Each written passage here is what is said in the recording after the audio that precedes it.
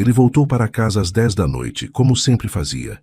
A mesa estava vazia, o sofá frio, as luzes apagadas.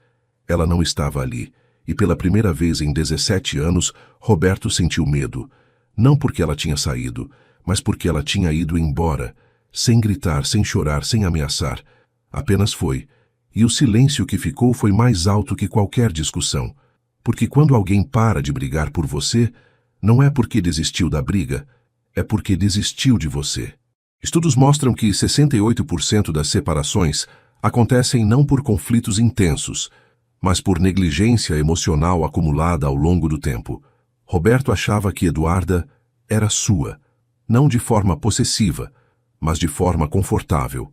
Ela sempre esteve ali, sempre esperou, sempre entendeu quando ele chegava tarde, quando cancelava jantares, quando priorizava o trabalho.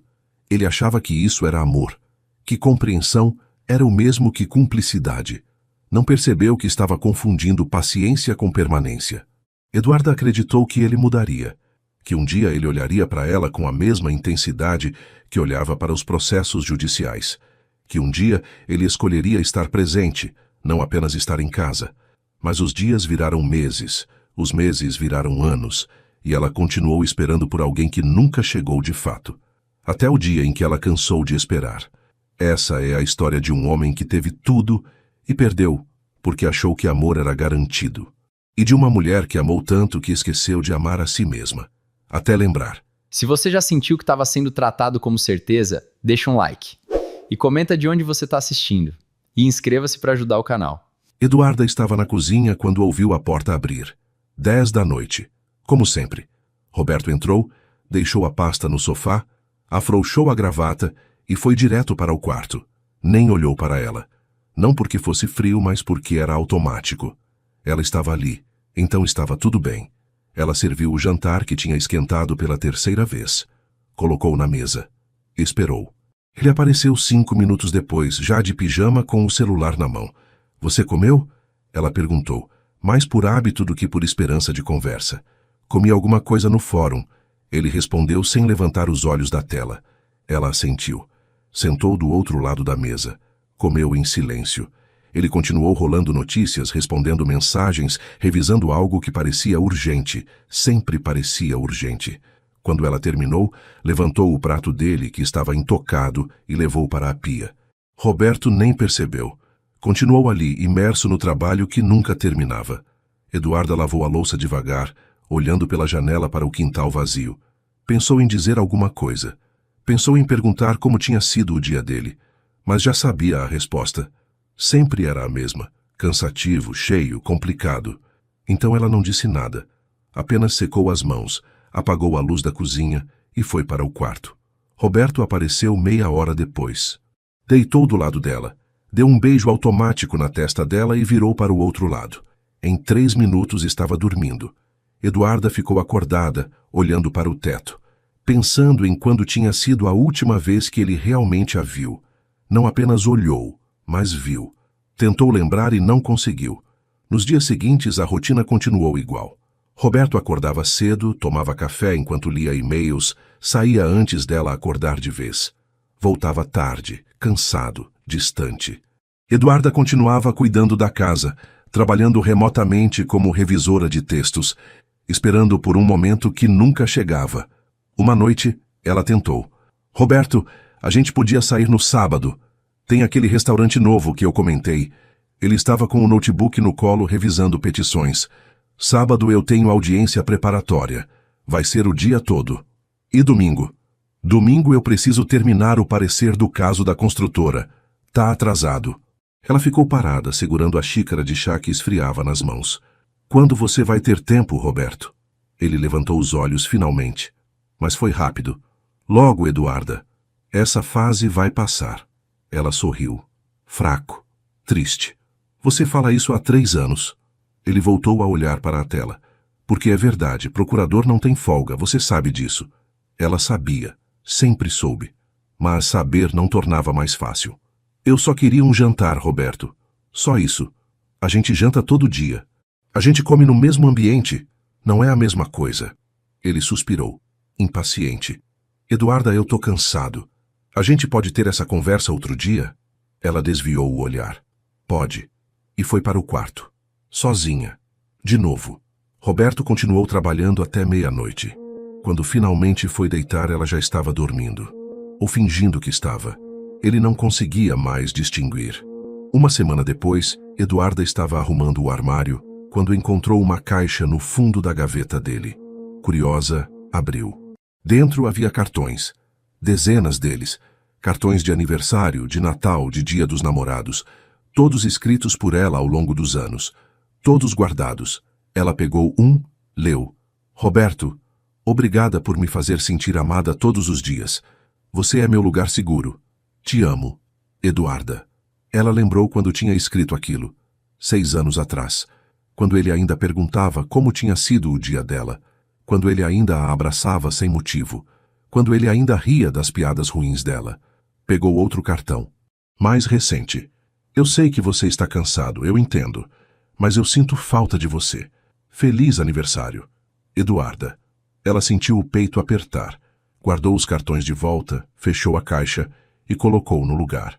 Naquela noite, quando Roberto chegou, ela estava sentada no sofá, esperando. Aconteceu alguma coisa? Ele perguntou, estranhando. Preciso conversar com você. Ele olhou para o relógio. Agora? Eduarda, eu ainda tenho que... Agora, ela interrompeu. Firme, diferente. Ele pausou. Sentou. Tá, fala. Ela respirou fundo. Você lembra quando a gente se conheceu? Ele franziu a testa. Lembro. Por quê? Você lembra o que você me disse no primeiro encontro? Ele hesitou. Eu não tenho certeza. Ela sorriu, sem alegria. Você disse que eu era a pessoa mais interessante que você já tinha conhecido, que podia passar horas conversando comigo. Ele assentiu, desconfortável. E eu podia. Quando foi a última vez que você passou 1 hora conversando comigo, Roberto? Ele abriu a boca. Fechou. Não tinha resposta. Quando foi a última vez que você me perguntou como eu tô? De verdade. Não só por educação. Eduarda, quando foi a última vez que você me tocou sem ser no automático? Ele desviou o olhar. Eu trabalho muito. Você sabe disso. Eu sei, sempre soube. Mas eu não sabia que trabalhar muito significava me apagar completamente. Eu não te apaguei. Apagou sim. Você me transformou em papel de parede, Roberto. Eu tô sempre aqui, mas você não me vê mais. Ele ficou em silêncio, processando, mas não negou. Eduarda levantou. Eu vou dormir. A gente conversa quando você realmente tiver tempo. Ela subiu as escadas, deixando-o sozinho na sala. E pela primeira vez em anos, Roberto sentiu algo diferente. Não foi medo. Ainda não. Foi desconforto. Como se algo estivesse fora do lugar. Mas ele ignorou. Achou que ia passar. Não passou. Nos dias seguintes, Roberto percebeu que algo tinha mudado. Eduarda continuava fazendo tudo o que sempre fez. Cozinhava, limpava, organizava. Mas não falava, não perguntava, não esperava mais. Quando ele chegava, ela apenas acenava. Quando ele saía, ela nem levantava os olhos. Não era raiva, era indiferença. E isso o incomodou mais do que deveria. Uma noite ele chegou mais cedo. 8 da noite. Achou que ela ficaria feliz.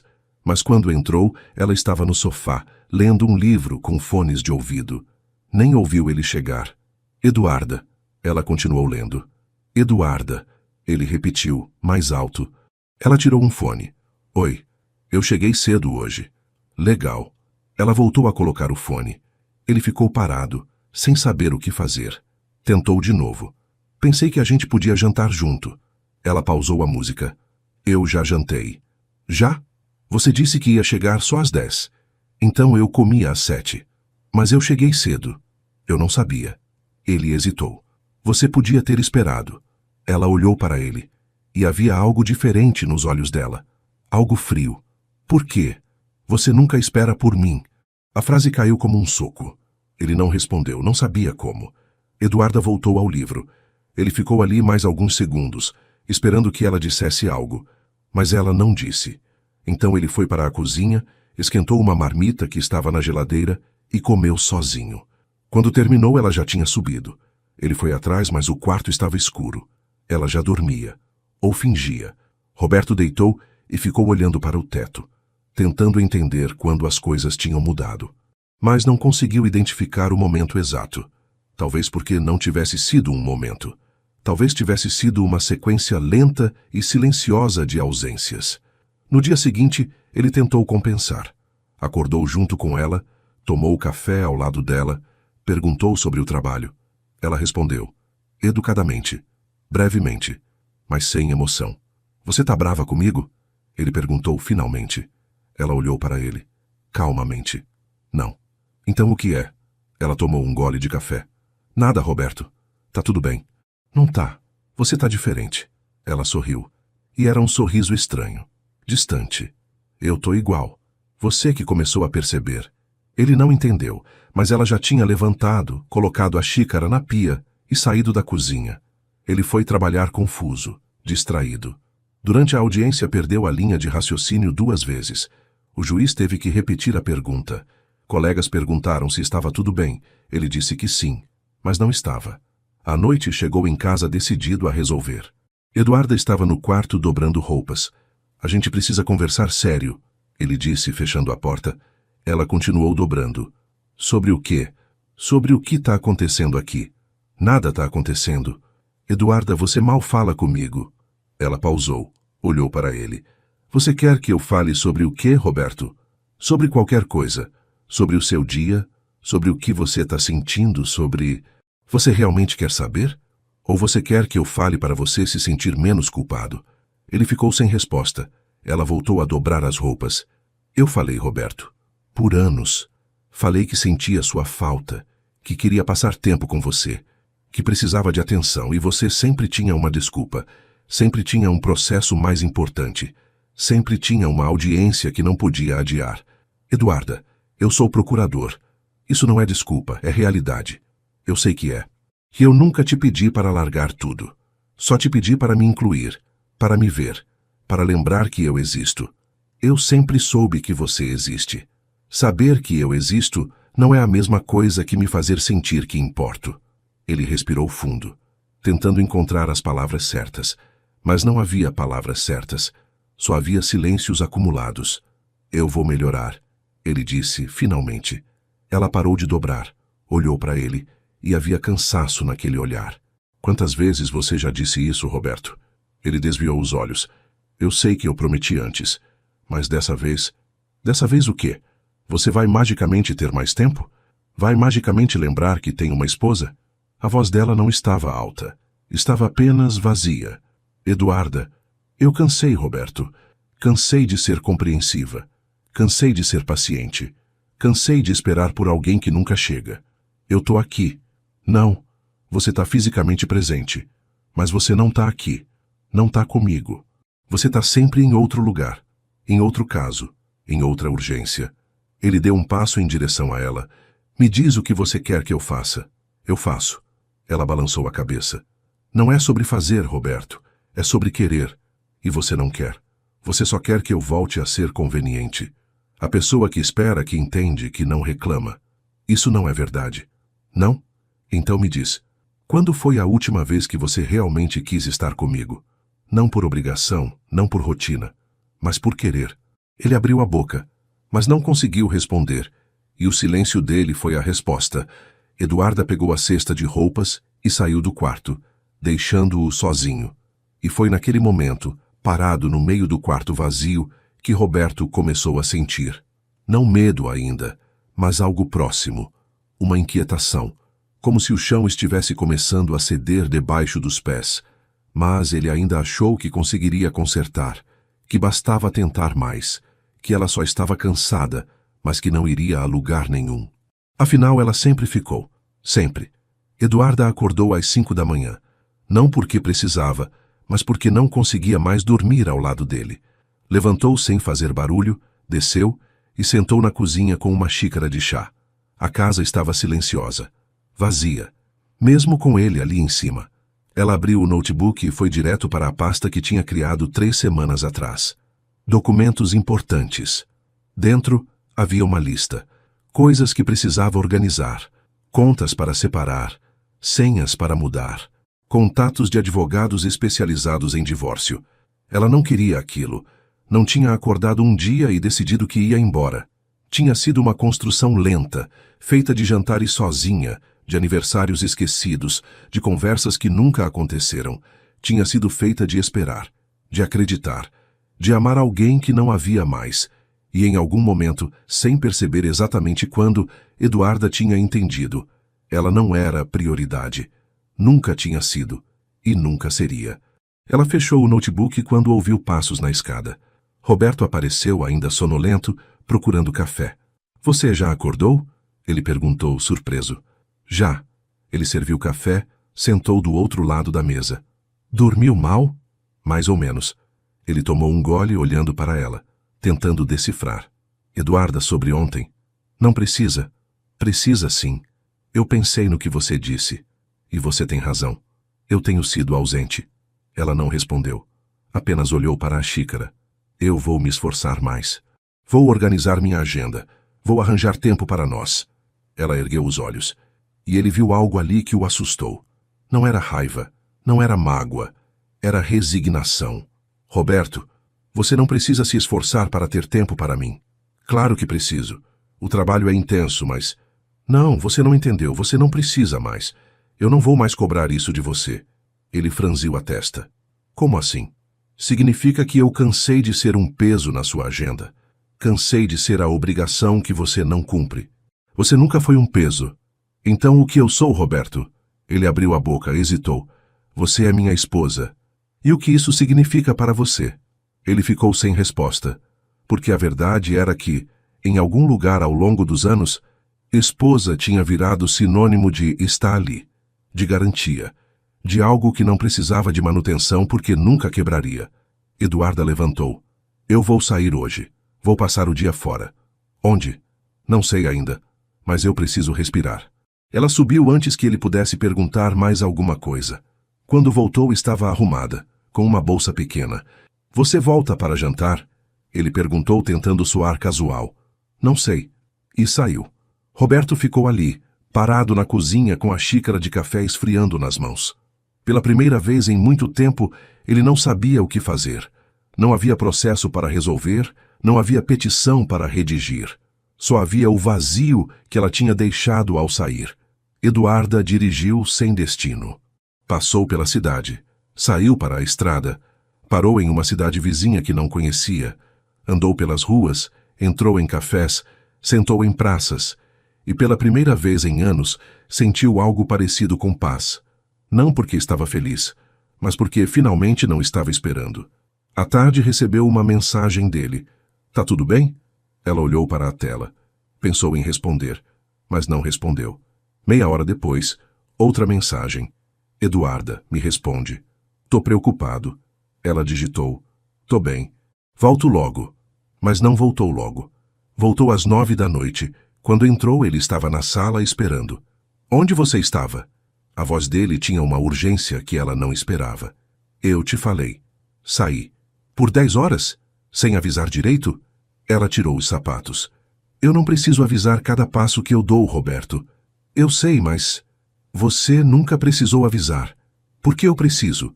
Ele ficou parado. "Porque eu fiquei preocupado." Ela olhou para ele e sorriu, mas era um sorriso triste.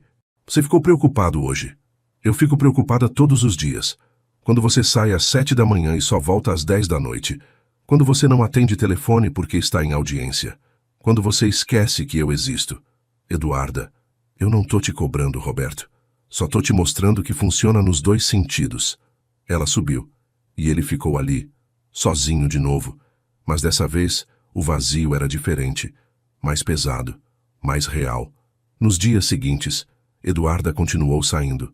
Sempre de manhã. Sempre sem avisar exatamente para onde. E sempre voltando tarde. Roberto tentou perguntar, tentou entender, mas ela não dava explicações. Apenas dizia que estava organizando algumas coisas. Ele começou a sentir algo que não sentia há muito tempo. Insegurança. Uma noite ele chegou em casa e encontrou malas no corredor. O coração dele disparou. "Eduarda!" Chamou, subindo as escadas correndo. Ela estava no quarto, separando roupas. "O que é isso?" Ele perguntou, apontando para as malas. "Roupas de inverno, vou levar para o brechó." Ele respirou aliviado. Mas o alívio durou pouco, porque percebeu que ela estava organizando, separando, desfazendo. Você está fazendo faxina? Tô me desfazendo do que não serve mais. A frase tinha um peso que ele não conseguia ignorar. Eduarda, senta aqui um segundo. Ela parou. Olhou para ele. Para quê? Porque eu preciso falar com você. Ela suspirou, mas sentou na cama. Ele sentou ao lado. Eu sei que eu errei. Eu sei que eu fui ausente. Mas eu não quero te perder. Ela olhou para as próprias mãos. Roberto, você não vai me perder, porque você nunca me teve de verdade. Como você pode dizer isso? Porque ter alguém não é só dividir o mesmo teto, é dividir a vida. E a gente não divide vida há muito tempo. Ele sentiu o peito apertar. Então me diz o que eu faço. Como eu conserto isso? Ela levantou. Caminhou até a janela. Não sei se dá para consertar, Roberto. Ele levantou também. Foi até ela. Eduarda, eu te amo. Ela fechou os olhos. Eu sei. Mas amar não é suficiente. Não quando você não está presente.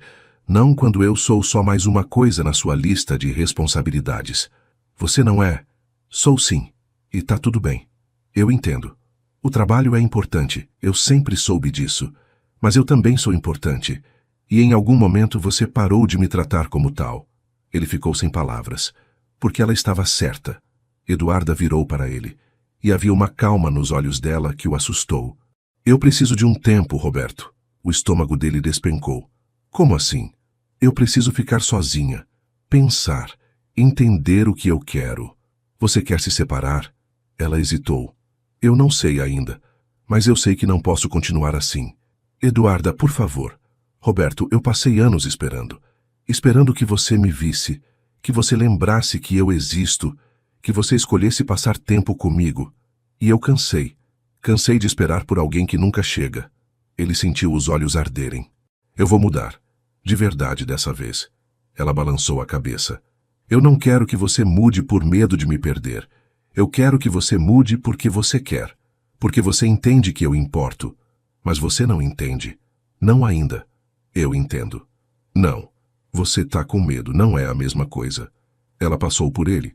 Pegou algumas roupas e colocou em uma mochila pequena. Onde você vai?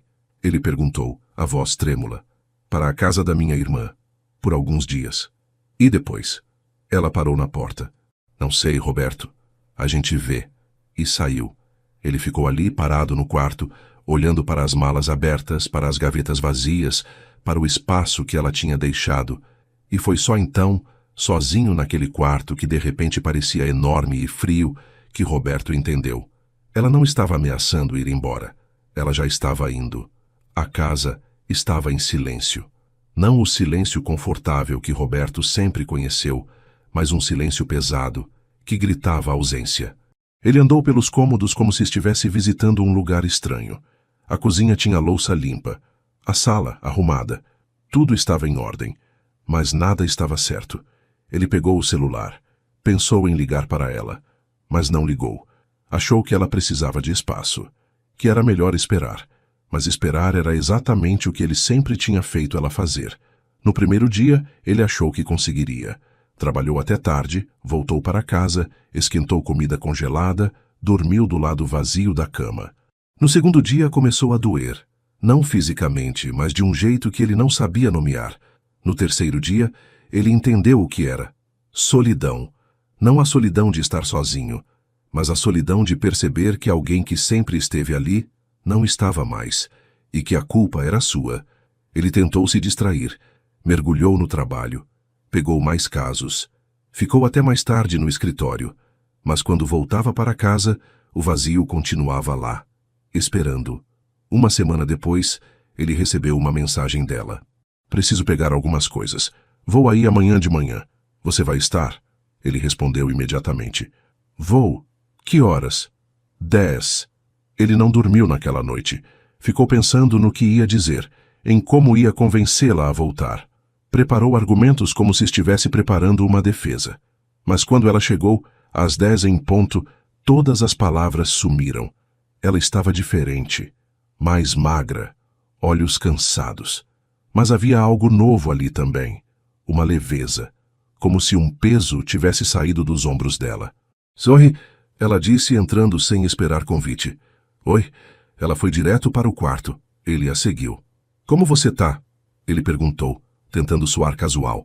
Bem. A casa da sua irmã tá confortável? Tá. Ela abriu o armário, pegou algumas roupas, colocou em uma sacola. Eduarda deu. Roberto, eu só vim pegar roupa. Não vim conversar. Mas a gente precisa conversar. Ela pausou. Olhou para ele. Sobre o quê? Sobre nós. Sobre o que a gente vai fazer. Não tenho o que fazer agora. Eu preciso de tempo. Quanto tempo? Não sei. Eduarda, você não pode simplesmente ir embora sem me dar uma chance de consertar. Ela fechou a sacola. Virou para ele. Eu te dei 17 anos de chances, Roberto. 17 anos de esperar, de entender, de ser paciente. Agora eu preciso de tempo para mim. E eu? Eu fico aqui esperando? Ela sorriu, sem alegria. Agora você sabe como é.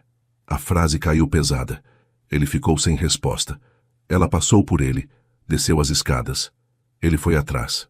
Eduarda, por favor, me diz o que eu faço. Ela parou na porta, virou. Você quer realmente saber? Quero. Então para de pensar em você. Para de pensar em como você se sente, em como você está sofrendo. E pensa em como eu me senti todos esses anos. Pensa no que é esperar por alguém que nunca chega. Pensa no que é amar alguém que não te vê. E quando você entender de verdade, aí a gente conversa. Ela saiu. E dessa vez, ele não tentou impedir, porque finalmente começava a entender. Os dias seguintes foram os piores da vida de Roberto. Não porque ele estava sozinho, mas porque ele começou a ver. Ver de verdade. Todas as vezes que tinha cancelado jantares.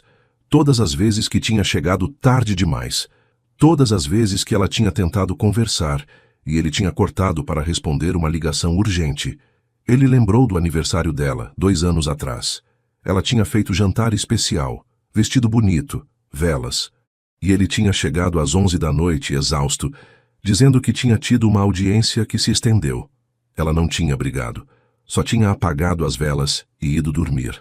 Ele lembrou do dia que ela tinha pedido para ele faltar o trabalho só uma vez para acompanhá-la em uma consulta médica. Ela estava assustada. Achava que podia ser algo sério. Ele tinha dito que não podia, que tinha um júri importante. Ela foi sozinha. E quando voltou com o resultado, que era benigno, ele mal ouviu. Estava terminando um parecer.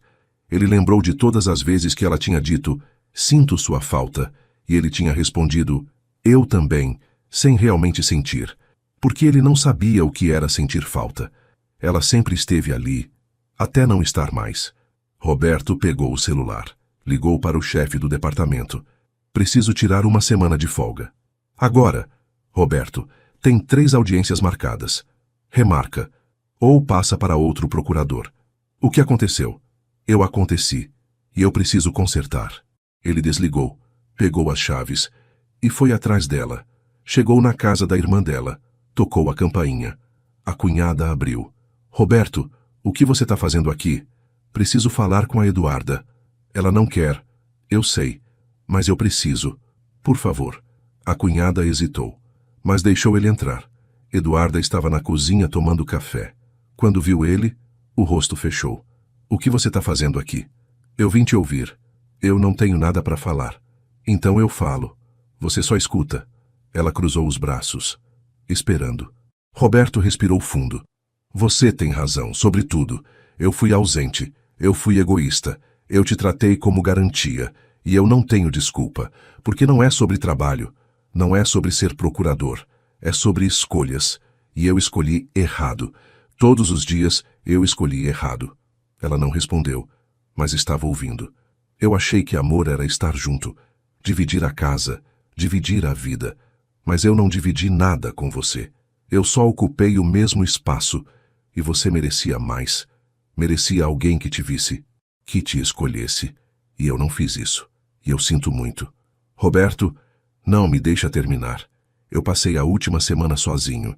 E eu finalmente entendi. Entendi o que você sentiu todos esses anos.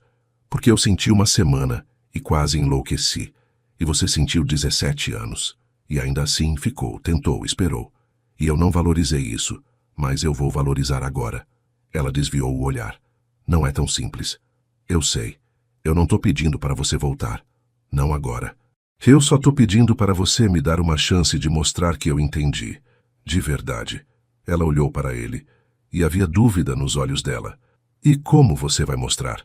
Eu tirei uma semana de folga. Primeira vez em 8 anos. Ela arregalou os olhos. O quê? Eu desmarcei audiências. Passei casos. Falei pro meu chefe que eu preciso de tempo. E eu preciso. Não para trabalhar em outros processos, mas para trabalhar em nós. Roberto, você não pode largar tudo assim. Posso sim. Porque eu finalmente entendi que você é mais importante. E que se eu não fizer isso agora, eu vou te perder de vez. E eu não quero perder você, Eduarda. Não de novo. Ela ficou parada, processando. Uma semana não vai mudar anos de ausência. Eu sei, mas é um começo. E se você me der a chance, eu vou te provar que não é só uma semana, que é uma mudança de verdade. Ela respirou fundo, fechou os olhos. Eu não sei se consigo confiar de novo, Roberto. Então deixa eu te mostrar que pode. Não com palavras, com ações. Ela abriu os olhos, e pela primeira vez em semanas, ele viu algo além de dor ali. Viu esperança, frágil, pequena, mas estava lá. Uma semana, ela disse finalmente. Você tem uma semana para me mostrar que mudou, e depois a gente vê. Ele assentiu. É tudo o que eu preciso, mas no fundo ele sabia que não seria suficiente. Uma semana não apagaria anos, mas era um começo, e ele estava disposto a fazer o que fosse preciso. Você já precisou reconstruir algo que você mesmo destruiu? Deixa nos comentários. A gente aprende mais com os erros do que com os acertos. Roberto acordou às 6 da manhã, mas não para trabalhar. Acordou para planejar. Pegou papel e caneta, algo que não fazia há anos fora do trabalho, e começou a listar. Não processos, não audiências, mas momentos. Coisas que Eduarda tinha pedido ao longo dos anos e que ele nunca tinha feito. A lista ficou maior do que ele imaginava. Às 8, ligou para ela. Alô? A voz dela ainda estava sonolenta. Bom dia. Roberto, que horas são? 8. Desculpa acordar você cedo, mas eu queria saber se você topa tomar café comigo. Silêncio do outro lado. Café? É, aquele café que você sempre falou. O que tem vista para o parque. Você sempre quis ir lá. Ela hesitou. Você lembra disso? Lembro de tudo, Eduarda. Eu só nunca fiz. Mais silêncio. Tá bom. Me busca em meia hora. Quando ele chegou, ela estava esperando na porta. Simples. Jeans, blusa branca, cabelo solto. E para ele era a coisa mais bonita que já tinha visto. Eles foram juntos. Em silêncio no começo. Mas era um silêncio diferente. Não pesado. Apenas presente. No café, ele pediu o que ela gostava. Cappuccino com canela. Pão de queijo. Suco de laranja natural. Ela percebeu. Você lembra do que eu gosto? Sempre lembrei. Só nunca mostrei. Eles conversaram, de verdade. Sobre coisas pequenas. Sobre o tempo, sobre o café, sobre nada e sobre tudo. E foi estranho no começo. Como se estivessem se conhecendo de novo. Mas aos poucos ficou natural. Quando terminaram, ele não olhou o relógio uma vez. Não checou o celular. Não pensou em processos pendentes. Pensou apenas nela. Para onde agora? Ela perguntou quando saíram. Para onde você quiser. Roberto, Eduarda, eu tenho uma semana. E eu quero passar cada segundo fazendo o que você sempre quis que a gente fizesse. Então me diz. O que você quer fazer hoje? Ela olhou para ele. Testando. Vendo se era real. Tem uma exposição de arte no centro. Eu queria ir há meses. Então vamos. E foram. Passaram horas lá. Ela explicava as obras, falava sobre técnicas, sobre artistas. E ele escutava. Realmente escutava. Não porque era obrigado, mas porque estava interessado. Interessado nela, no que ela pensava, no que ela sentia. Quando saíram já era tarde. Você tá com fome? Ele perguntou. Tô. Então a gente janta. Aquele restaurante italiano que você sempre quis ir. Ela parou. Roberto, você não precisa fazer tudo isso. Eu preciso sim, porque eu quero e porque você merece. Eles jantaram. Conversaram mais. Riram, e quando ela riu, realmente riu, ele sentiu algo que não sentia há anos. Felicidade real. No final da noite, ele a levou de volta para a casa da irmã. Obrigada pelo dia, ela disse, antes de sair do carro. Obrigado por ter me dado a chance. Ela sorriu. E era um sorriso verdadeiro. Até amanhã? Até amanhã. Nos dias seguintes, ele fez mais. Levou ela para passear na praia que ficava a 2 horas de distância. Cozinhou para ela, mesmo queimando metade dos pratos. Assistiu os filmes que ela gostava, mesmo achando alguns chatos. Mas não reclamou, porque não era sobre ele. Era sobre estar presente. No 4º dia, eles estavam caminhando no parque quando ela parou. Roberto, posso te perguntar uma coisa? Claro. Por que você nunca fez isso antes? Ele respirou fundo. Porque eu achei que não precisava. Achei que você ia ficar de qualquer jeito. Que amor era garantido e eu fui idiota. E agora, o que mudou? Eu perdi você. E isso me ensinou que nada é garantido. Que amor não é sobre ter, é sobre cuidar. E eu não cuidei. Mas eu quero cuidar agora. Ela ficou em silêncio, processando. E quando a semana acabar, você vai voltar a ser como era? Não. Como você tem certeza? Porque eu entendi. Entendi que nada vale a pena se você não está comigo. Nenhum processo, nenhum caso, nenhuma promoção. Nada. Ela desviou o olhar. É fácil falar isso agora, quando você está com medo de perder. Mas e depois, quando você se sentir seguro de novo? Ele pegou a mão dela. Eduarda, eu nunca vou me sentir seguro de novo, porque eu sei que você pode ir embora. E eu sei que se eu voltar a ser como era, você vai. E eu não quero isso. Então eu vou fazer tudo para que você fique. Não por medo, mas por amor. Ela olhou para ele, e havia lágrimas nos olhos. Eu quero acreditar em você. Então acredita. Eu vou te provar. No 6º dia, Roberto fez algo diferente. Levou ela de volta para a casa deles. Por que a gente está aqui? Ela perguntou confusa. Porque eu quero te mostrar uma coisa. Ele a levou até o escritório dele, a sala que sempre foi proibida, onde ele trabalhava até tarde, onde ele se trancava e esquecia do mundo. Entra. Ela entrou e percebeu que estava diferente. As prateleiras de processos estavam vazias, a mesa limpa, as paredes sem documentos grudados. O que aconteceu aqui?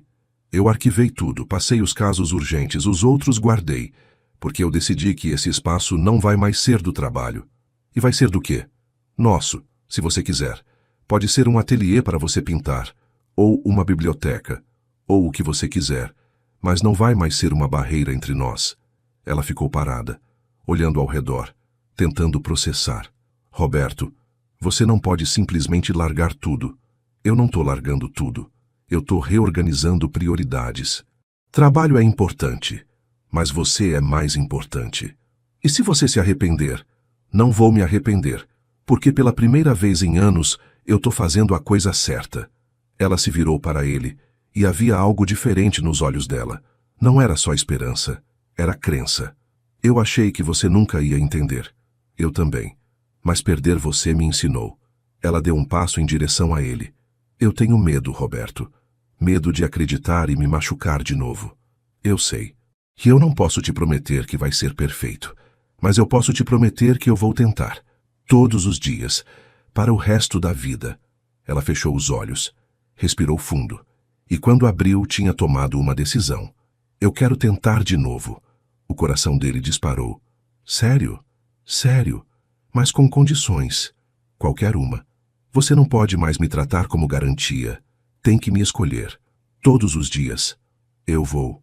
E se eu sentir que você está voltando a ser como era, eu vou embora. De vez. Não vou deixar isso acontecer. Ela assentiu. Devagar. Então tá. A gente tenta. Ele a puxou para perto. Abraçou forte.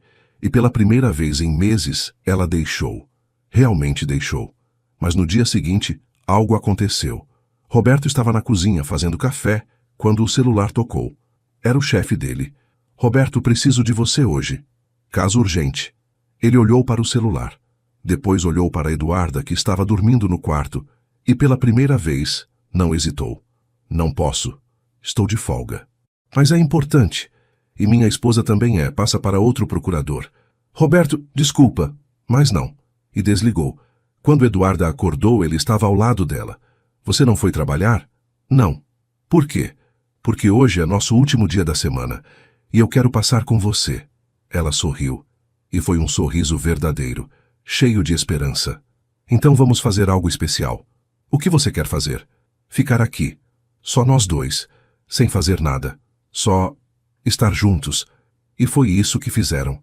Passaram o dia em casa, conversando, rindo, assistindo filmes bobos, sem pressa, sem celular, sem trabalho, apenas juntos.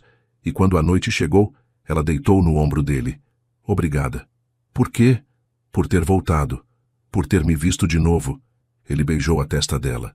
Obrigada por ter me dado a chance. E naquele momento, ele soube que tinha feito a coisa certa. Mas a verdadeira prova ainda estava por vir. 3 meses depois, Eduarda estava na cozinha, quando ouviu a porta abrir. 6 da tarde. Ela olhou para o relógio. Não estava esperando ele tão cedo. Roberto? Chamou. Ele apareceu na cozinha, ainda de terno, com uma expressão estranha. Aconteceu alguma coisa? Ela perguntou, preocupada. Ele respirou fundo. Eu fiz uma coisa hoje. O estômago dela apertou. Que tipo de coisa? Eu pedi demissão. Ela arregalou os olhos. Você o quê? Pedi demissão da procuradoria. Ela ficou parada, processando. Roberto, por quê? Ele sentou à mesa, pegou a mão dela. Porque eu percebi uma coisa nos últimos meses. Eu mudei. Eu realmente mudei. Mas o trabalho não mudou. As cobranças, as urgências, a pressão. E eu comecei a sentir que eu ia voltar a ser como era. Que ia começar a chegar tarde de novo, a cancelar jantares de novo. E eu não quero isso. Mas, Roberto, você ama o que faz. Eu amava, ou achava que amava. Mas eu descobri que o que eu realmente amo é estar com você. E eu não posso fazer as duas coisas do jeito que eu quero. Ela balançou a cabeça. Você não pode largar sua carreira por mim. Não é por você, é por nós. E não é largar, é escolher diferente. E o que você vai fazer? Ele sorriu, nervoso. Eu vou abrir um escritório. Advocacia privada, mas pequeno. Poucos clientes, casos que eu escolho, horários que eu controlo. E assim eu posso trabalhar do jeito que eu quero e estar presente do jeito que você precisa. Ela ficou sem palavras. Roberto, você pensou bem nisso? Pensei. Por semanas. E eu tenho certeza. Porque eu quase te perdi uma vez. E eu não vou deixar isso acontecer de novo. Lágrimas começaram a descer no rosto dela. Você está fazendo isso mesmo? Já fiz. Já assinei a rescisão. Já aluguei uma sala. Pequena, simples. Mas é minha.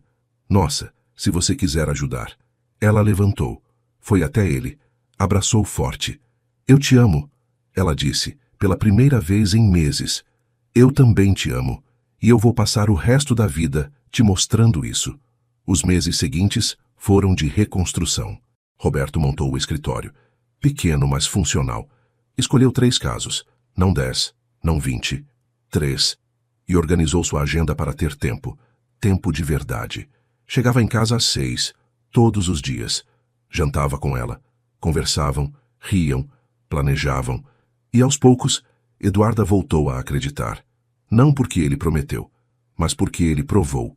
Mas a redenção real ainda estava por vir. 1 ano depois, em uma noite comum, Roberto chegou em casa com um envelope. O que é isso? Eduarda perguntou. Abre. Ela abriu. Dentro havia 2 passagens.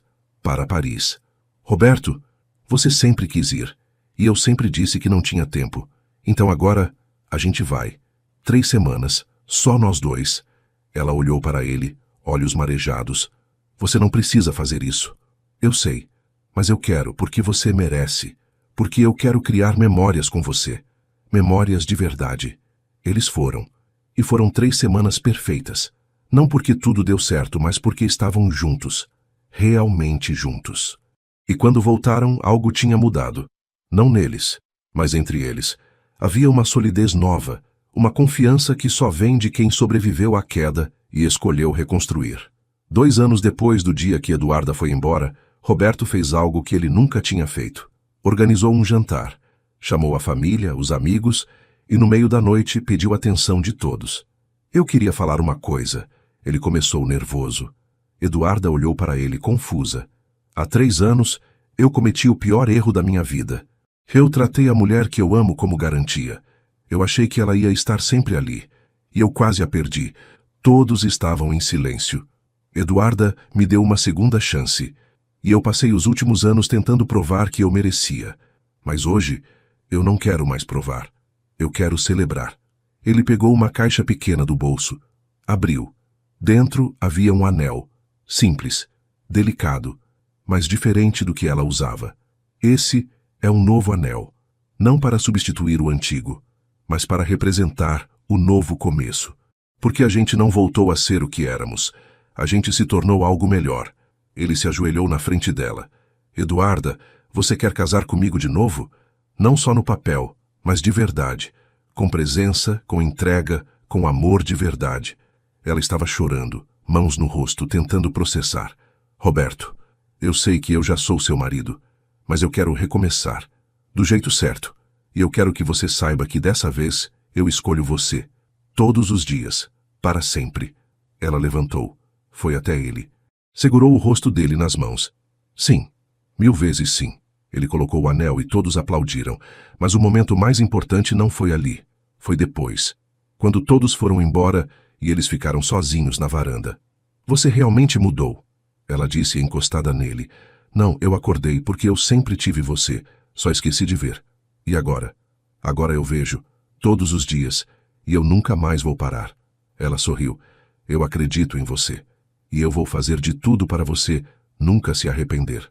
6 meses depois eles casaram de novo. Cerimônia pequena, só família próxima. Mas foi perfeito. Porque não era sobre o grande gesto. Era sobre o significado. E quando o juiz perguntou se ele aceitava Eduarda como esposa, Roberto não apenas disse sim. Ele fez votos novos. Eu prometo te ver, todos os dias. Eu prometo te escolher, mesmo quando for difícil. Eu prometo estar presente, não apenas fisicamente, mas emocionalmente.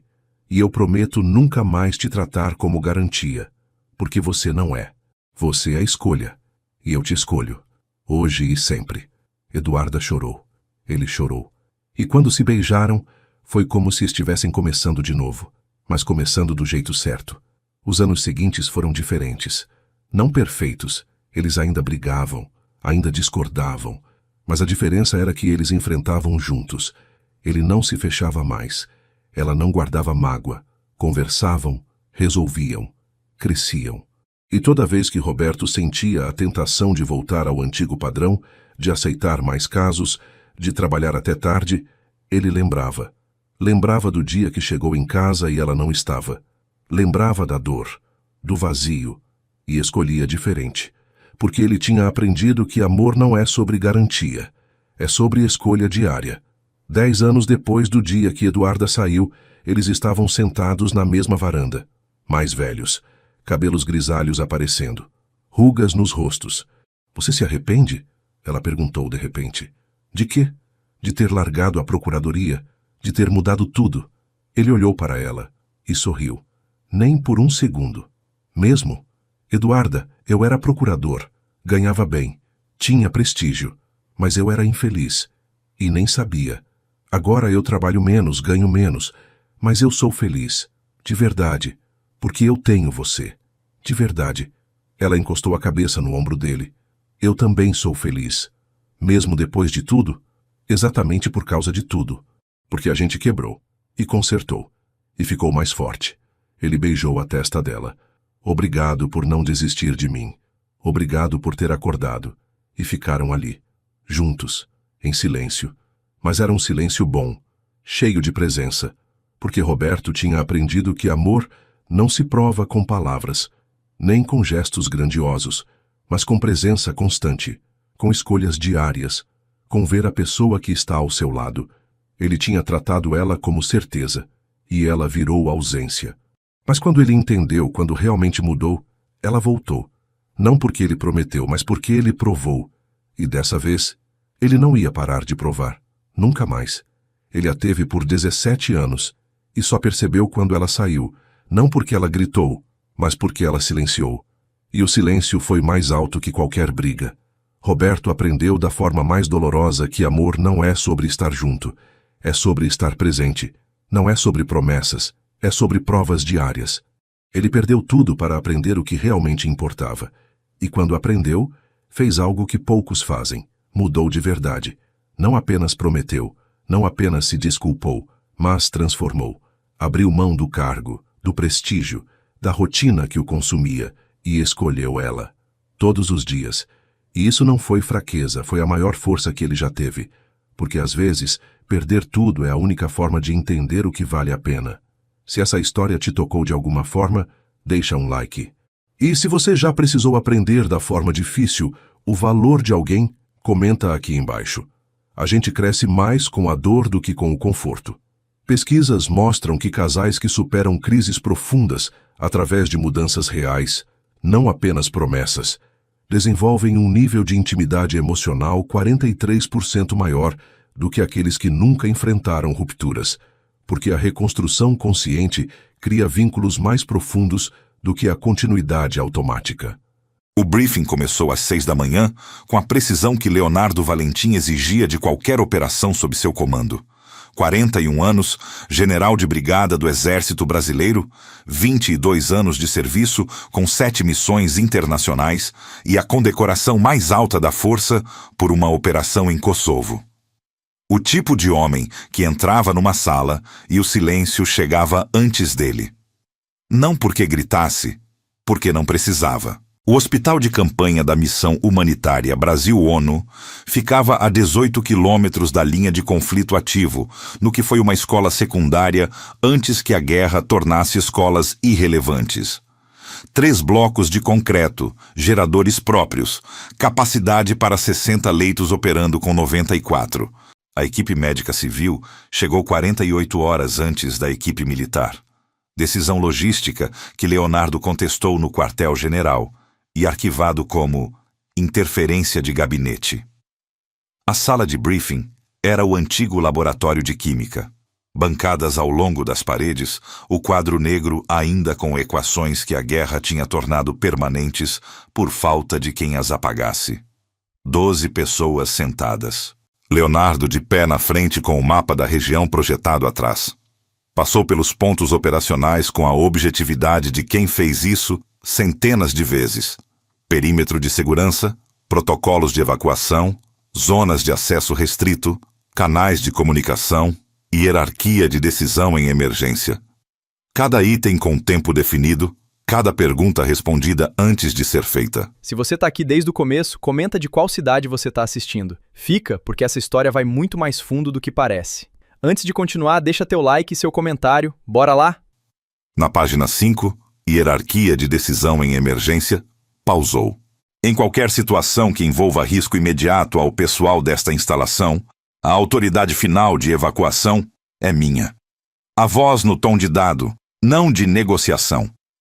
Isso inclui interrupção de procedimentos médicos em andamento, se a situação exigir. A sala ficou com aquilo. Com respeito, general. A voz veio da segunda fileira, direta, sem elevação, com a qualidade específica de quem era respeitoso e discordava ao mesmo tempo, sem confundir as duas coisas. Fabiane Lima, 33 anos, médica cirurgiã, coordenadora da equipe médica civil. Currículo com 2 missões anteriores em zonas de conflito e uma menção de honra da Cruz Vermelha que nenhum outro membro da equipe tinha. Fala, doutora Lima. Interrupção de procedimento cirúrgico em andamento pode matar o paciente. A voz no mesmo tom. Não confronto. Dado técnico. Se a ameaça for real e imediata, evacuo o paciente na maca, monitores e tudo. Se não for possível mover o paciente, a cirurgia continua independente da situação externa. Os olhos nele diretos. Não é desobediência, é hierarquia médica. O paciente na mesa é minha autoridade final. A sala ficou quieta com o silêncio de quem preferia não estar presente. Leonardo ficou com ela por um momento. Era a primeira vez, em 22 anos de briefings, que alguém contestou a hierarquia na segunda fileira com aquela calma, não com agressividade, com a serenidade de quem chegou numa conclusão antes da reunião. Sua hierarquia médica existe dentro do perímetro que eu consigo manter seguro. A voz no mesmo tom. Fora do perímetro, minha hierarquia é a única que existe. Concordo completamente. Os olhos dela, sem desvio. O que estou dizendo é que dentro do perímetro, enquanto ele existir, a decisão de interromper uma cirurgia é minha. E se o perímetro estiver sendo comprometido enquanto você opera? Então, você me avisa com tempo suficiente para eu tomar a decisão certa. A voz mais baixa, com a qualidade de quem oferecia protocolo, não argumento. E eu confio que você vai me dar esse tempo. A sala ficou mais quieta ainda. Protocolo de comunicação em emergência cirúrgica.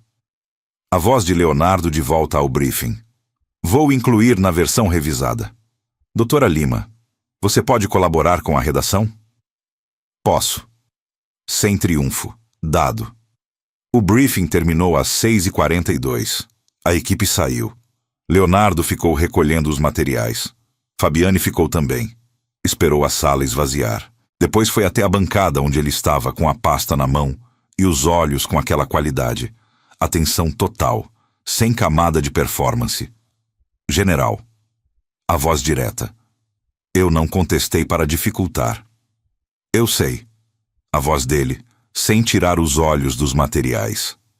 Você contestou porque é o que faria diferença para o próximo paciente na mesa se a situação acontecer.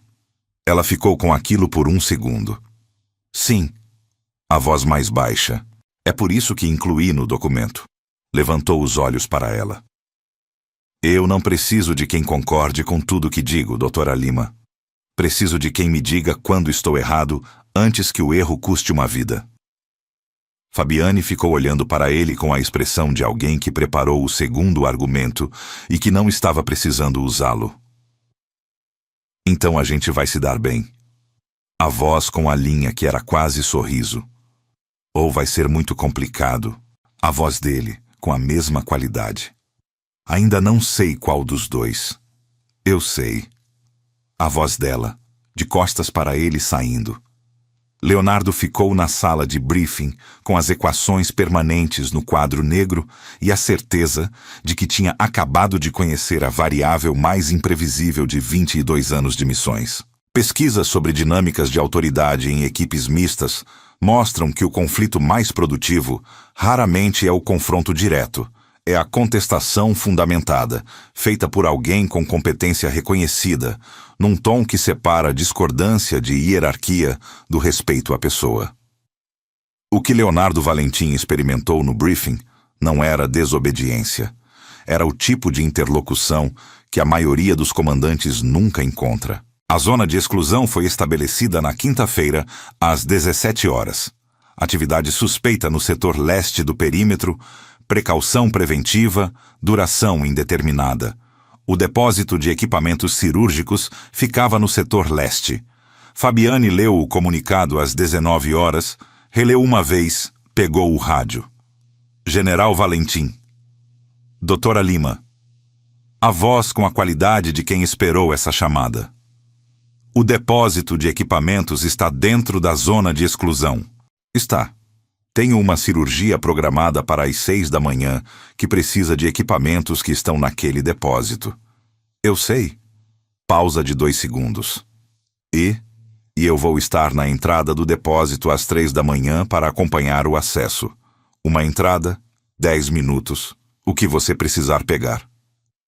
A voz direta. Não é o protocolo ideal. É o protocolo possível. Fabiane ficou com aquilo.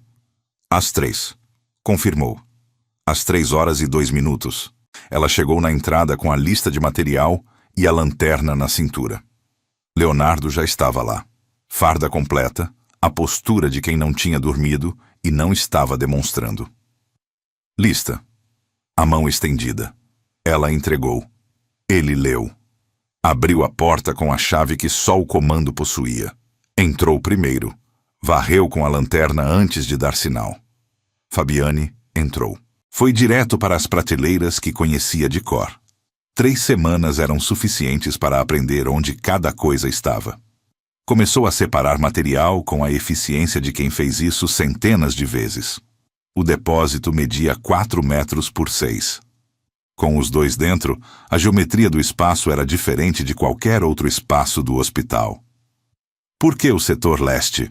A voz de Fabiane, sem parar de trabalhar. Câmeras captaram um movimento não identificado a 200 metros do muro leste, às 16 horas. A voz de Leonardo, perto da porta em posição de vigilância. Pode ser civil deslocado, pode não ser. Você não sabe. Não sei ainda, por isso é precaução. Tempo de reavaliação? Amanhã às 10, se não houver novo movimento. Fabiane pegou a última caixa da prateleira. Ficou de pé com o material organizado no chão, mais do que cabia nos braços. Leonardo avaliou a situação, abaixou-se e começou a organizar o material para carregar sem que ela pedisse. Ela ficou olhando para ele por um segundo. O general mais condecorado do exército de Cócoras, no chão de um depósito médico às 3 da manhã, com a mesma atenção que aplicava a qualquer operação. Você não precisa fazer isso. A voz dela. São 10 minutos de protocolo. Usar o tempo de forma eficiente faz parte do protocolo. Sem levantar os olhos do material. Na segunda viagem de volta ao depósito para o último lote, chegaram ao mesmo tempo na prateleira alta do fundo. A proximidade no espaço pequeno não foi planejada. Fabiane ficou parada. Leonardo ficou parado. A distância era de menos de meio metro. A lanterna dela iluminava o espaço entre eles, com o ângulo errado para ser útil, e o ângulo certo para mostrar detalhes que a luz do dia e a distância profissional não mostravam. A caixa azul. A voz de Fabiane, mais baixa que o necessário. Qual? A voz dele, no mesmo volume. Segunda prateleira, do lado esquerdo. Ele alcançou sem se afastar. O braço passando perto o suficiente para que ela sentisse o movimento sem toque. Pegou a caixa. Ficou com ela na mão, olhando para Fabiane com a expressão que ela aprendeu a ler nas últimas semanas. Não o general, a outra versão que aparecia quando não tinha mais estrutura entre o que ele era e o que estava sentindo. É essa, a voz dele. É essa, confirmou. Nenhum dos dois se moveu por um segundo que foi mais longo que um segundo. Foi Leonardo que recuou primeiro. O passo calculado de quem estava escolhendo mover antes que a escolha deixasse de existir. Colocou a caixa no lote. Foi para a porta. 10 minutos. A voz de volta ao tom de comando, mais baixa que costume. Você terminou em 9. Sou eficiente. A voz dela com a linha que era quase sorriso. No corredor, carregando o material em silêncio. Não o silêncio de estranhos. O de duas pessoas que tinham algo a dizer e calculavam se era a hora. Na entrada do bloco, ele ficou de pé enquanto ela organizava o material. Fabiane. A voz mais baixa que qualquer coisa desde o briefing. Ela parou. Virou. Amanhã às 10 eu reavalio o setor leste. Os olhos nela, com a ausência de camada que aparecia só quando não havia plateia. Se a situação normalizar, o protocolo volta ao padrão. Eu sei. Os olhos nele, com a atenção total de sempre. E se não normalizar? Uma pausa mais longa que pausa de briefing. A gente encontra outro protocolo. A gente sempre encontra. A voz mais baixa virou de volta para o material.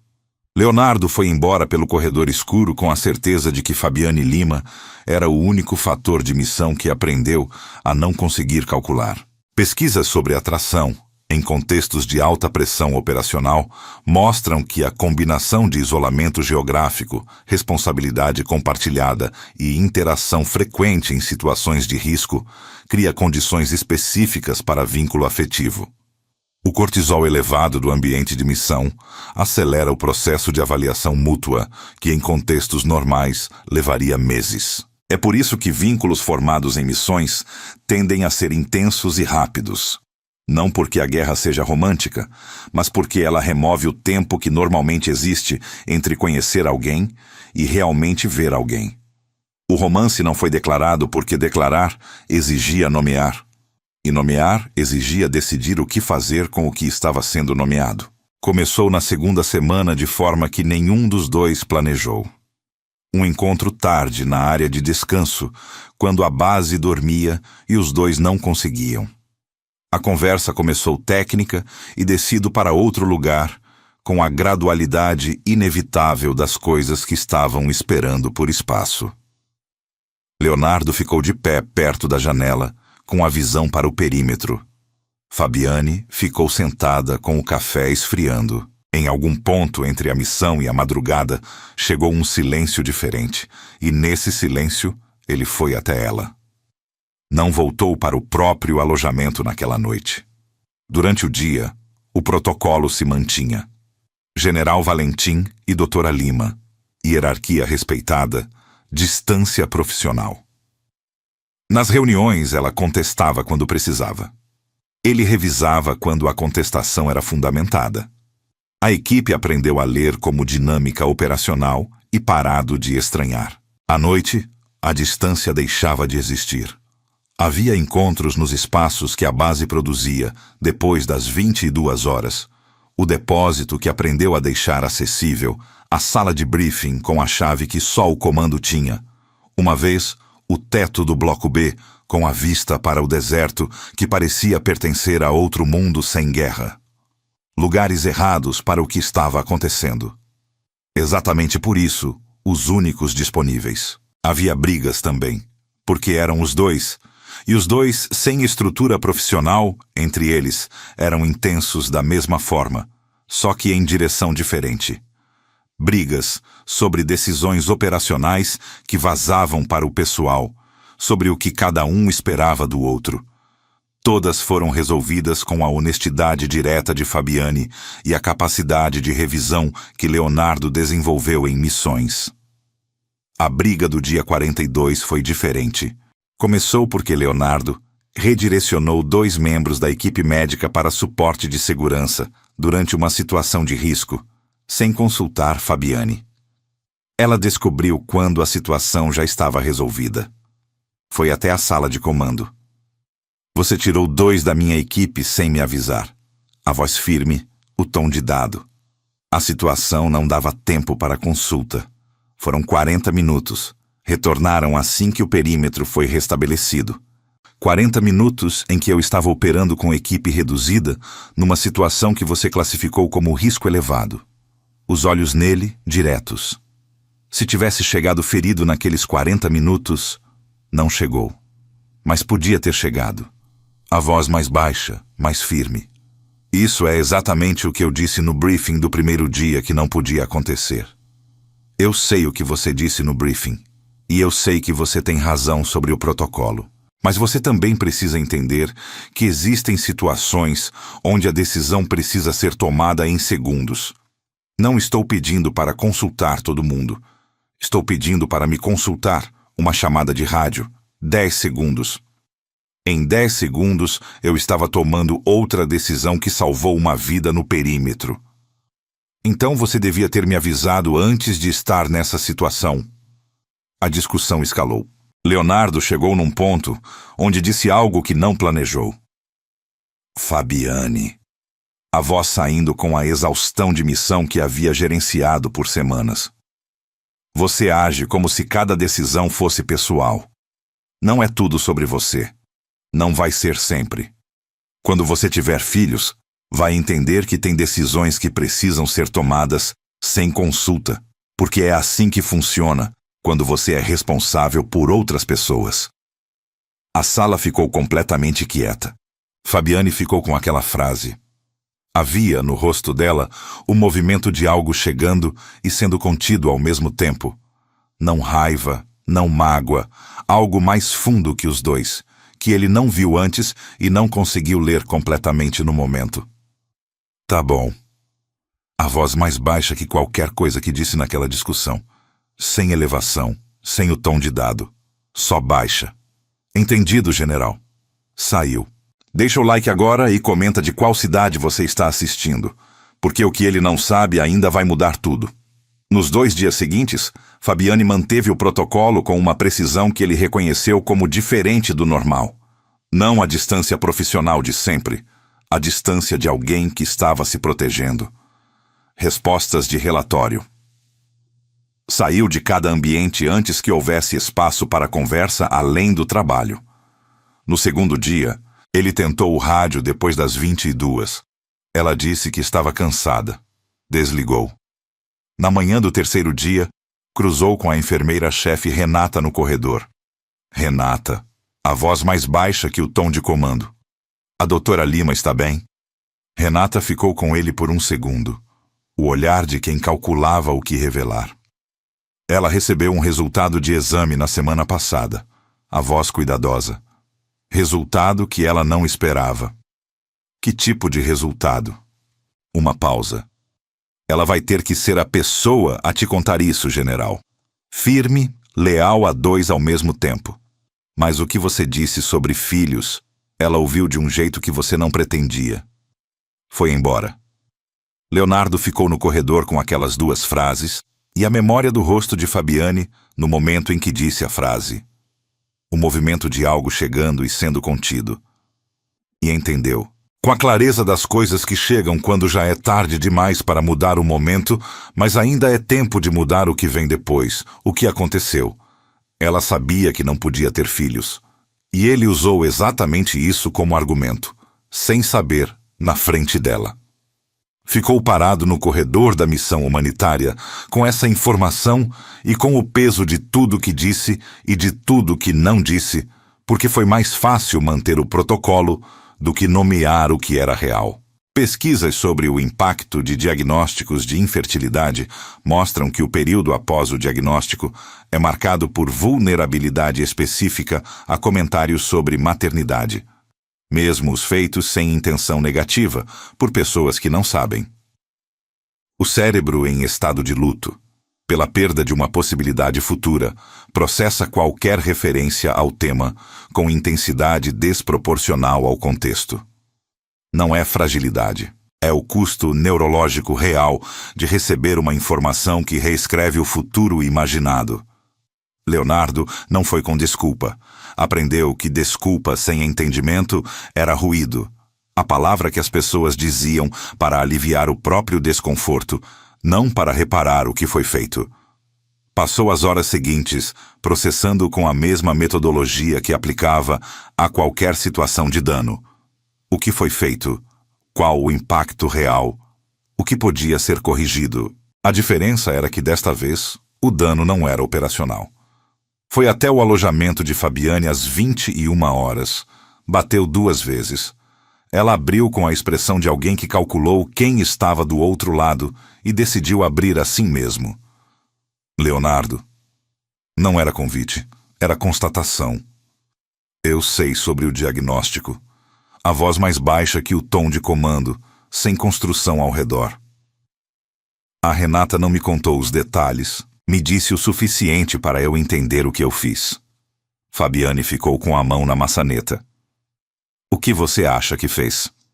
Eu usei uma coisa que você estava carregando sozinha como argumento, numa discussão onde não havia nada a ver. Os olhos nela, sem desvio. Sem saber que estava carregando. O que não muda o impacto. Ela ficou em silêncio por um momento. Deu um passo para o lado. O centímetro de abertura que ele aprendeu a reconhecer como o único disponível quando ela ainda estava decidindo. Entrou. O alojamento era o padrão da missão. Funcional, sem ornamento. Fabiane ficou de pé perto da janela com os braços cruzados. Não defesa, a postura de alguém que estava se segurando enquanto processava. Eu recebi o resultado há 10 dias. A voz mais baixa, com o custo de coisa guardada, por tempo demais. Insuficiência ovariana prematura. A médica foi direta. As chances de gravidez natural são praticamente nulas. Uma pausa. Eu sabia que algo podia estar errado há meses. Mas saber de verdade é diferente de suspeitar. Leonardo ouviu sem interromper, sem oferecer solução, sem construir resposta. Com a qualidade de atenção que Fabiane tinha notado no briefing do primeiro dia e que estava presente agora de forma mais pessoal, mais custosa. O sonho de ter filhos. A voz dela, mais baixa ainda. Eu sempre soube que queria. Não como plano imediato, como certeza de futuro. A coisa que eu sabia que ia acontecer quando chegasse a hora certa. Os olhos na janela, não nele. E agora a hora certa não existe mais. Ficou quieta. Leonardo foi até ela, com o passo deliberado de quem calculou a distância. Ficou ao lado, não na frente, olhando para a mesma janela. Eu disse uma coisa que doeu de um jeito que eu não tinha direito de causar. A voz no volume de conversa de alojamento. E eu precisava que você soubesse que eu entendo o tamanho do que causei. Não como desculpa, como reconhecimento. Leonardo. A voz com a qualidade do modo mais honesto dela. Você não sabia. Não sabia, confirmou. E você não devia ter que carregar isso sozinha numa missão a 18 quilômetros de zona de conflito, enquanto operava pacientes e brigava com o comando sobre protocolo de evacuação. A voz mais baixa ainda. Eu devia ter percebido que você estava carregando algo pesado. Não percebi. Não era sua obrigação perceber. Era minha obrigação estar disponível para que você pudesse contar se quisesse. Os olhos virando para ela. Eu não estava. Mantive o protocolo de dia e à noite fiz o que queria, e não abri espaço para o que você precisava. Fabiane virou para ele. Era a primeira vez desde a briga que os olhos dela estavam nele com a atenção total. Não a versão protegida das últimas semanas, a real, sem filtro. Eu não sei o que vem depois disso. A voz com a honestidade que custava. O diagnóstico. O que muda no que eu quero. Eu ainda estou processando. Eu sei. E eu não sei o que vem depois de nós. Os olhos nele, a pergunta colocada sem fazer. O que é isso? O que pode ser? Leonardo ficou com ela por um momento. Eu sei o que é. A voz direta, com firmeza diferente da firmeza de briefing. E sei o que quero que seja. Uma pausa. O que eu não sei é se você quer a mesma coisa. E eu respeito que você precise de tempo para saber. A mão dela foi para o peito dele. Devagar, os dedos sobre a farda. Ele colocou a mão sobre a mão dela. Eu estou com raiva de você. A voz baixa, com qualidade que não era só raiva. Eu sei. A voz dele. Você tem razão de estar. E eu ainda... Parou. Recomeçou. Eu ainda estou aqui. O que não faz sentido. Faz sentido. A voz mais baixa. Faz todo o sentido. Ficaram assim por um tempo sem medida de missão. O alojamento, a janela, a mão dela no peito dele e a mão dele sobre a mão dela com o peso de tudo que foi dito e de tudo que ainda precisava de tempo. Não havia resolução naquela noite. Havia reconhecimento, que era diferente de resolução e que era para os dois mais difícil e mais necessário. Pesquisas sobre suporte emocional em situações de luto por perda de possibilidade mostram que o tipo de presença mais eficaz não é a que oferece solução ou perspectiva alternativa. É a que simplesmente fica, sem tentar consertar, sem minimizar, sem acelerar o processo. A capacidade de estar presente no desconforto de outra pessoa, sem precisar resolvê-lo, é uma das formas mais raras de cuidado. Leonardo chegou sem desculpa e sem solução. Chegou com reconhecimento e presença. A missão encerrou numa terça-feira de novembro com a precisão que começou. Relatório final entregue. Equipamentos inventariados. Equipe médica com passagem para São Paulo. Equipe militar com voo para Brasília. 2 destinos diferentes. O protocolo que organizou a chegada organizando a saída. Leonardo acompanhou o embarque da equipe médica com a objetividade de comandante encerrando missão. Aperto de mão de protocolo para cada membro da equipe. Quando chegou em Fabiane, durou 1 segundo mais. Boa viagem, doutora Lima. A voz no tom correto com a equipe toda presente. Boa viagem, general. Os olhos nele com aquela atenção total.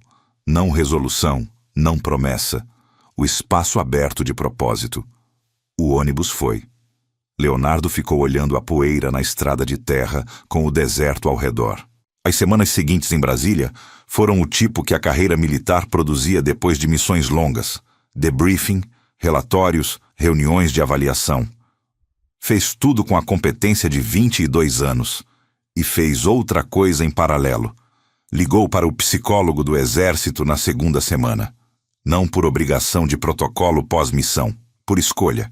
4 sessões revisando o padrão que Fabiane nomeou na discussão do dia 42. A tendência de usar controle quando a situação exigia presença, de tomar decisões unilaterais quando pedia consulta, de manter distância profissional quando exigia vulnerabilidade.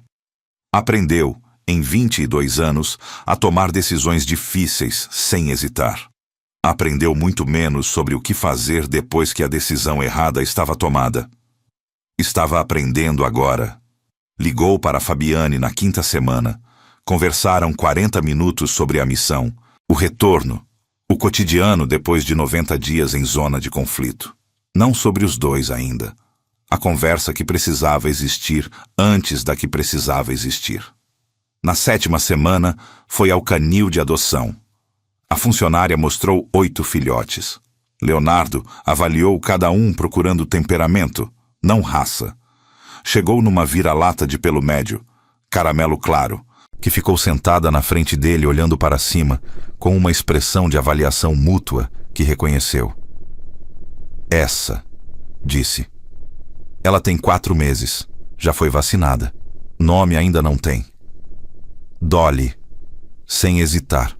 Levou Dolly para casa naquele dia. Passou 2 semanas aprendendo a dividir o apartamento com um ser que não obedecia a hierarquia nenhuma, que roía o que queria, dormia onde queria e que decidiu desde o primeiro dia que a posição oficial era o meio do sofá. A experiência mais desordenada dos últimos 10 anos, e descobriu exatamente o tipo de desordem que esteve faltando. Na 9ª semana, ligou para Fabiane. Preciso te mostrar uma coisa. A voz direta. O que é? A voz dela, com a atenção de sempre. Presencialmente. Pausa de 2 segundos. Quando? Quando você puder. Eu vou até São Paulo. Outra pausa. Sábado. A voz dela. De manhã. No sábado, embarcou para São Paulo com Dolly na caixa de transporte. A primeira viagem da cachorrinha de avião que ela processou com a serenidade de quem decidiu que qualquer situação nova era aceitável desde que houvesse alguém conhecido do lado. Chegou no apartamento de Fabiane às 10 da manhã. Bateu. Ela abriu. Jeans, camiseta, cabelo solto pela primeira vez que ele via fora de contexto de missão. Os olhos nele, depois na caixa de transporte, depois nele. O que é isso? A voz dela, mais baixa, abriu a caixa. Dolly saiu com a dignidade de filhote, ainda decidindo o protocolo correto para situações novas. Avaliou o ambiente, avaliou Fabiane, tomou a decisão de ir direto para ela com a confiança de quem calculou que era a pessoa certa. Fabiane ficou parada por 1 segundo. Depois se abaixou. Dolly chegou com a intensidade de 4 meses de energia concentrada. Lambidas, a cauda que não parava, o tipo de recepção sem protocolo que não precisava ter. Fabiane ficou de cócoras no corredor com a cachorrinha no colo e os olhos brilhando de um jeito que Leonardo viu em campo quando as situações chegavam além do que o controle conseguia conter. Ficou de pé na porta olhando para aquilo. Depois, entrou. Fechou a porta. Ficou de pé no corredor enquanto Fabiane e Dolly se encontravam com a naturalidade de 2 criaturas que não tinham razão objetiva para se conhecer e que se reconheceram a si mesmo. Quando Fabiane ergueu os olhos para ele, havia algo diferente. Não a compostura da missão, não a proteção das últimas semanas. A versão dela que aparecia quando não havia mais nada para gerenciar. Leonardo. A voz baixa. Eu fiz o trabalho. A voz direta. Os olhos nela. As sessões com o psicólogo, a revisão do que você disse na discussão, o entendimento de onde eu erro e por quê. Uma pausa. Não estou dizendo que está resolvido. Estou dizendo que comecei. Fabiane ficou com Dolly no colo, olhando para ele. A Dolly. A voz dela, mais baixa. É sua. Confirmou.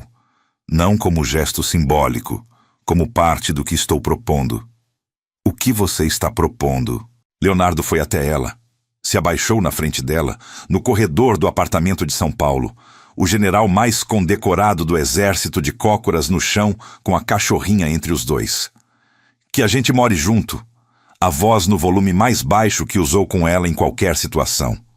Que a gente construa o que a gente tem fora de missão, com o cotidiano real, e os erros reais, e o trabalho real de estar com outra pessoa. Os olhos nela, com a abertura que as semanas tinham aprofundado. E que a família que você queria ter, seja qual for a forma que essa família tome, a gente construa juntos. Fabiane ficou com aquilo. Tinha no rosto dela o movimento de quem estava chegando num lugar que havia imaginado de formas diferentes e que chegava desta forma, no corredor de São Paulo, de cócoras, com a Dolly entre ela e um general que aprendeu que as decisões mais importantes não eram as que tomava sozinho. Você adotou uma cachorrinha para me convencer. A voz com o sorriso completo desta vez. Adotei uma cachorrinha porque ela precisava de um lar e porque você precisava de uma Dolly. A voz dele. A convicção é separada. Fabiane baixou os olhos para a Dolly, que aproveitou o momento para lamber o queixo dela com a convicção de quem não estava revisando decisões. Ergueu os olhos de volta para Leonardo. Tá bom? A voz mais baixa. Você pode ficar. Os dois, confirmou ele. Os dois. A mão dela foi para o rosto dele, o gesto que fez no depósito e no alojamento, agora no corredor do próprio apartamento com a Dolly no colo e São Paulo do lado de fora. Mas você vai aprender a me consultar antes de tomar decisão que me afeta. Estou aprendendo. E vai parar de achar que controle é o mesmo que cuidado. Estou parando. E vai dividir o sofá com a Dolly. Esse é o ponto mais difícil. A voz com a qualidade do modo mais honesto dele. Ela riu. O riso que ouviu no briefing do primeiro dia, em outros momentos da missão, e que estava aqui agora no corredor com a Dolly e São Paulo, e tudo que vinha depois. Nos meses seguintes, o apartamento mudou de natureza. As coisas de Leonardo chegaram numa tarde de sábado. A negociação sobre onde cada coisa ia ficar foi o primeiro exercício real do que tinha prometido aprender. Consultar antes de decidir. Consultou, discutiu, colocou a poltrona onde ela disse e descobriu que ela estava certa sobre o ângulo. A Dolly escolheu o sofá como posição oficial no primeiro dia e manteve com a firmeza de quem tomou uma decisão estratégica e não revisava por pressão de hierarquia nenhuma. Leonardo tentou realocá-la 2 vezes. Desistiu na terceira. Fabiane observou com a linha de sorriso aprendida de cor. Você foi derrotado por 4 quilos de cachorro. Ela tem razão sobre o sofá. É a posição ideal. Numa manhã de domingo, com o café feito e a Dolly no sofá e São Paulo do lado de fora da janela do apartamento que agora era dos 3, Leonardo ficou de pé na cozinha, olhando para Fabiane sentada na mesa, com um livro e a xícara na mão. Fabiane. Ela ergueu os olhos. Obrigado por ter aberto a porta. A voz mais baixa. No alojamento e depois. Ela ficou com aquilo por um momento. Obrigado por ter batido. A voz com a qualidade que aparecia quando não havia mais nada para gerenciar. Nas 2 vezes, a Dolly saltou do sofá e foi até a cozinha com a energia de quem decidiu que qualquer conversa sem ela era incompleta. Ficou entre os dois olhando de um para o outro com a expressão de avaliação que Leonardo tinha reconhecido desde o canil. Abaixou-se. Colocou a Dolly no colo. Família. A voz de Fabiane, mais baixa, olhando para os dois. Família, confirmou ele. E para você que ficou até aqui, obrigado. Obrigado por acompanhar essa história do briefing até o corredor de São Paulo, da zona de exclusão até o sofá da Dolly. Essas histórias existem porque você está do outro lado ouvindo, E cada comentário, cada like, cada cidade que você manda nos comentários é o que faz a gente continuar contando. Se essa história tocou em alguma coisa que você carrega, sobre amor, sobre perda, sobre a coragem de abrir a porta quando alguém bate, comenta aqui embaixo. A gente lê tudo de verdade. Pesquisas sobre reconstrução de vínculos após conflito mostram que o elemento mais determinante não é a intensidade do gesto de reparação, é a evidência de trabalho real feito entre o erro e o retorno. Leonardo Valentim não voltou com promessa. Voltou com processo.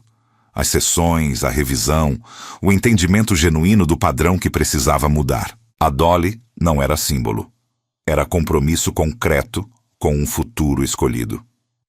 E Fabiane Lima, que aprendeu a ler intenção com a precisão de quem passou anos em zonas de conflito, onde intenção era a diferença entre vida e morte, leu isso corretamente. Abriu a porta.